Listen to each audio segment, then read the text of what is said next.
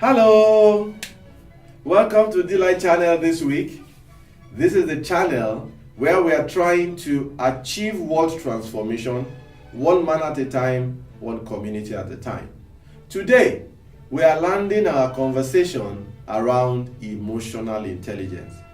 If you've been here over the last couple of weeks, you will know that we got to a point where we're talking about conflict management in the workplace.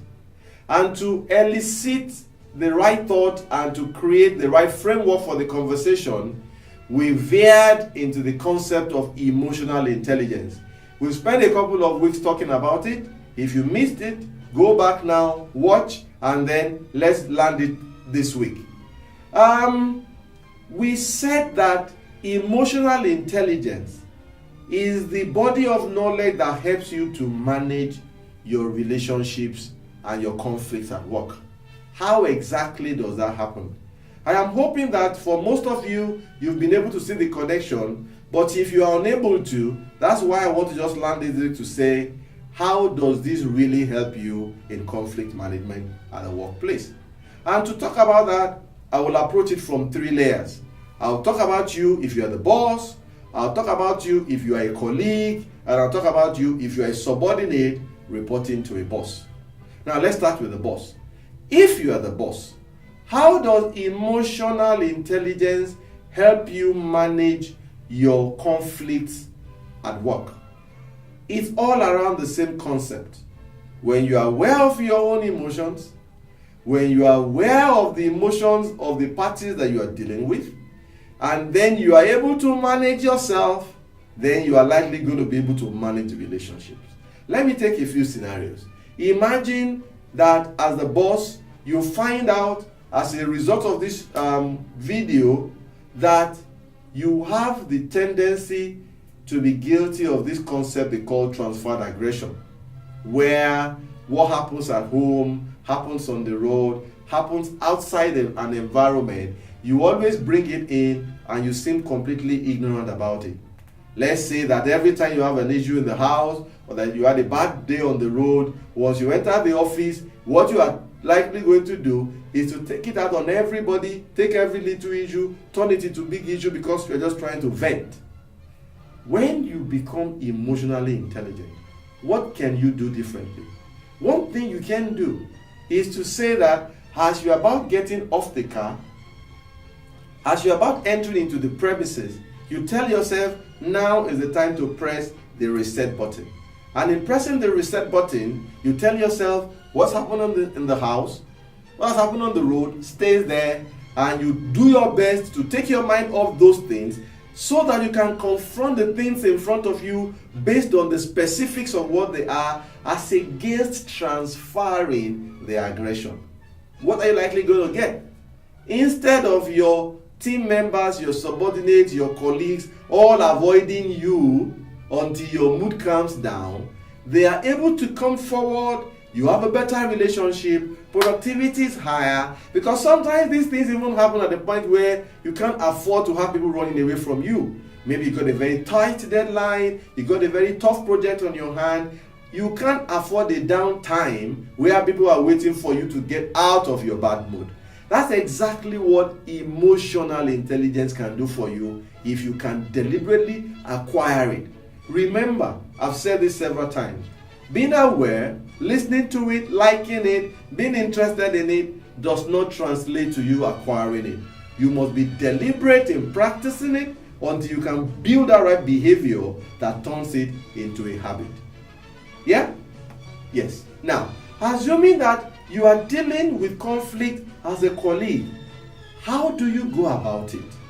Let's take a scenario where there is this person that you must work with to achieve your result, and it's got some bad manners, some bad attitude, some bad work ethics that you would rather not work with. But unfortunately, here you are with this guy and you have nothing you can do about it. Then how does emotional intelligence help you? Because you know that those things grate on you and they are beginning to affect your ability to focus on what you need to get done. What should you do? Learn to dodge those bullets. In dodging the bullet, emotional intelligence helps you to focus on the things that affect you. you stop reacting to those negative things. You deliberately respond. If it's a report you want, if it's a meeting you must have, if it's an output you must get, you dodge those bullets and you focus exactly on what you need to get done so that you can achieve your own result. Because at the end of the day, nobody really cares about what is at taking you or what is stopping you. The only people that get rewarded are those who are able to bring the result despite and in spite of whatever they may have to confront. Yeah, that is, everybody also has a colleague. That is if you are dealing with conflict with a colleague. Now, imagine that you are dealing with conflict with your boss. How does emotional intelligence help you? Let me give you an extreme example. Now, let me combine them. You have a boss who is transferring aggression, comes into the workspace, and for a small issue, begins to bellow, begins to scream, begins to shout, and then while you are trying to explain, lo and behold, you got a sharp and a dirty slap on your face, and you began to see stars. That's an action. What do? Imagine you are this big hefty guy. You've done your own amount of 10,000 hours in the gym. You got the right muscles and the right body frame, and you are in a position to deal with this, your boss in front of you. But what does emotional intelligence teach you? It says, be aware of your own emotions, anger, irritated. What have I done? Why can he slap me? Who is he? But then you remember the social awareness to say this is a workplace. If you fight in the workplace, it's a crime that can attract summary dismissal. And in that flash, you see everything, and then you now come and say, you know what am I going to do? I'm not going to react. I'm going to respond. And you quietly walk away, and then you just let it be known that, sir, you slapped me, and I'm going to take this up officially, and you walk away. What is likely going to happen?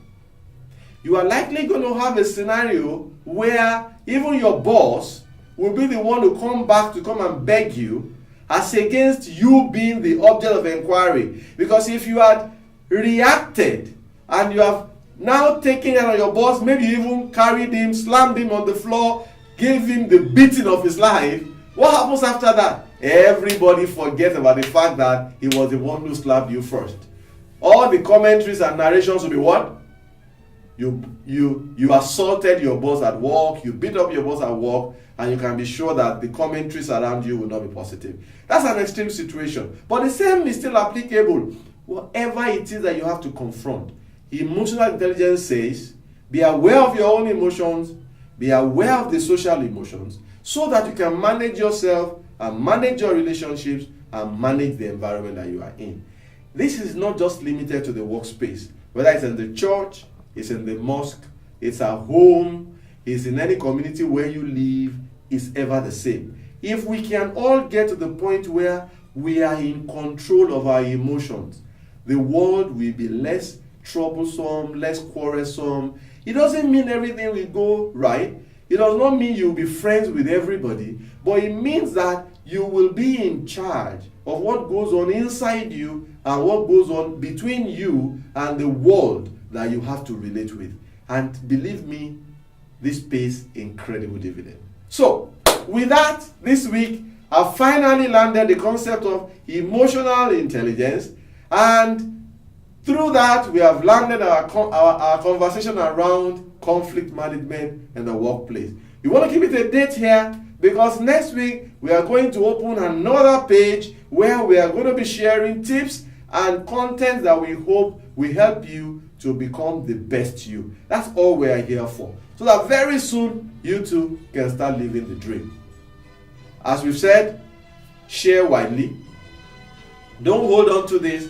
Somebody you know needs to hear this.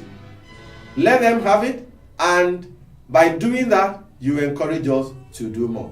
Thanks as usual for being here. Once again, T-Mac is still my name, and all I'm trying to do is what? Make a little difference. Thank you, and have a nice time out there. Bye.